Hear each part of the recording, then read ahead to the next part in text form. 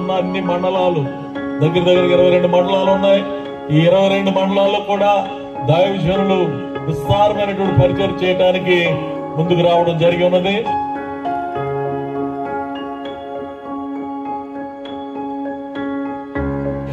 కులమత భేదం వారికి తెలియదు.